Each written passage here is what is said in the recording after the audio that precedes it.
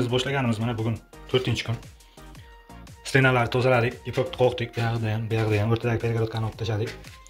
Kvartiramiz 3-etajda joygasi, bu yerga dushoy kabinani kafeldan yasab bering dedilar. Men aka bu yerga padon sotib olish kerak deb maslahat berdim. 3-4 kun shuni maslahati bo'ldi. Kecha oxiri bir maqsadga keldik. Kecha mana o'shdan terib qo'ydim. Qurib turish kerak. Bugun biz buni ichini zaspkasini, stechkasini qilib, buni quritirish jarayonida biz bu tomonni kafelni teramiz degan maqsadda buni qildik. Bugun ertalab yana plan o'zgardi. Mana soatimiz 4 bo'ldi. Bor bozordan padon olib keldik.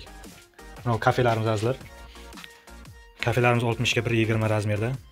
Ikkovi ham bir xil narxda, $14 dan oldik. Mana uni esa $10 dan oldik, pastki polovoyada. Yana polimiz tepli pol bo'ladigan bo'ldi. Pinaplex olib keldik. Bu yerda mayda-chuyda kamchiliklari bor, ularni olib keldik. Bu vanamiz musorga chiqib ketadigan. Qumni ko'rib turibsizlar, xaltada olganmiz.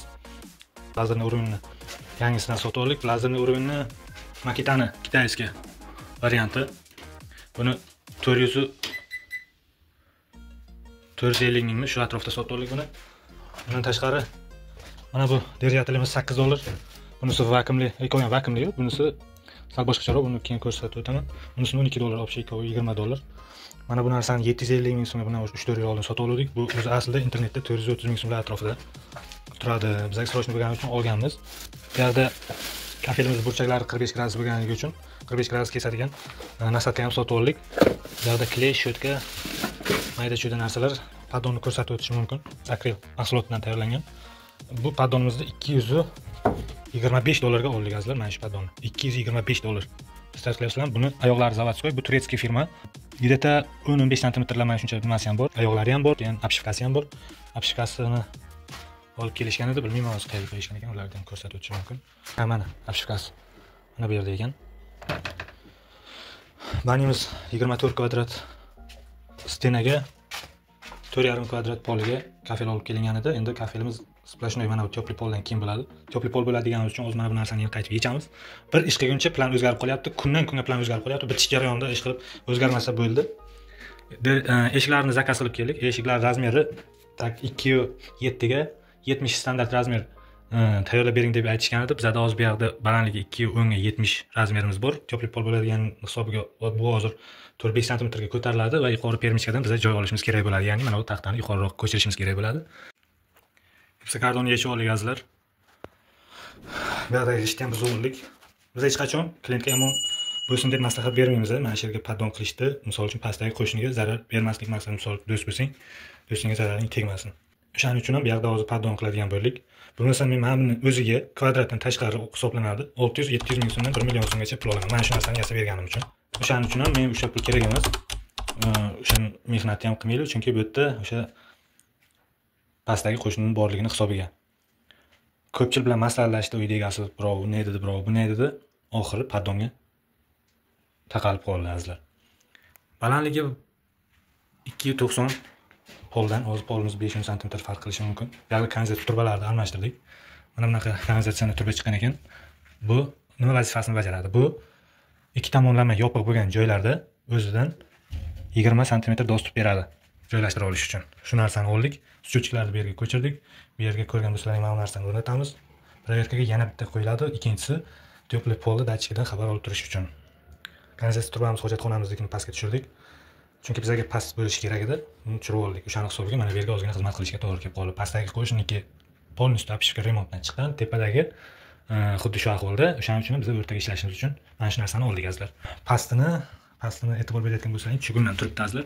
Buni biz gazda eritib, o'sha 76 ga 100 da 76 ni ichki tomonini turba kanalizatsiyaga moslashtirib gazda eritib, tepasini ham xuddi shu ahvolda tiqib qo'ydik. Chunki uni biz eritmasak u kirmas edi. Kanalizatsiyani chapqa qo'yib ketilganda, agar video davomida ko'rgan bo'lsalaringiz, uni o'nglab, ozgina tomyapti, o'shani o'nglab, to'g'rilab, bir umrga nasib bo'lsa xizmat qilib beradigan qilib qo'ydik. Tepli polni ham tugatdik. Gipsokardonni ham qaytib joyiga qo'ydik. Stechkaga tayyor. Ko'rib turganlaringizdek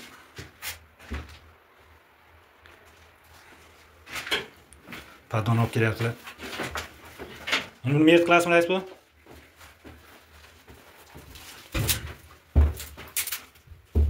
Razmer. 4-5 cm joy qolyapti. Bu kafelga joy qolyapti bunda hozir.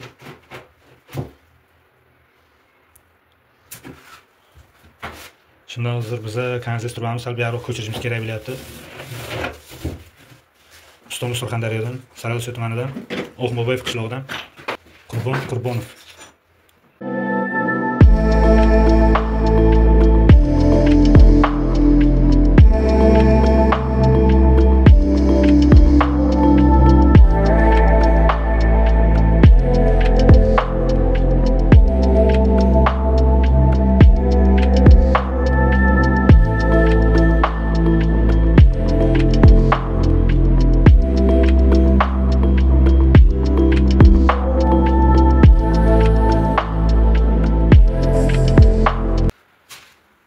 Stenamiz tugadi. Ko'chadan endi 2 xil kafel terilgan. Patalarga plastik qilishimiz kerak edi. Uyda plan o'zgarib, buni natijani qilamiz dedilar. Shunday sizga qoldi ekan. Bu vanamizni joyi hozir polni boshlaymiz. Bu o'sha счетчик hamda ventillarning joyi, bu yerda chopli pol hamma narsa o'rnatilgan. Kanalizatsiya nimasi, turbasi. Nasib bo'lsa polni boshlaymiz. Mana bu kafelarimiz razmeri 1.20 ga 60, bunisi ham shunday. Buni nomi chaqmoq deyiladi ekan. Bunisiga esa granit azlar. Eshigimiz ham zakaz berilgan. 2.7 ga 70 razmerda. Endi buni to'pdan olib kafel boshlasak ham bo'ladi. E'tibor berayotgan bo'lsalaring, keyin mana bu burchaklarimiz 45 kesilgan. Bu ham 45. Hammasi tayyor azlar. Polimizni kafel tugadazlar. Hozirroq fuga joyi bo'lgan. Mana bu yerda zatka qilganmiz.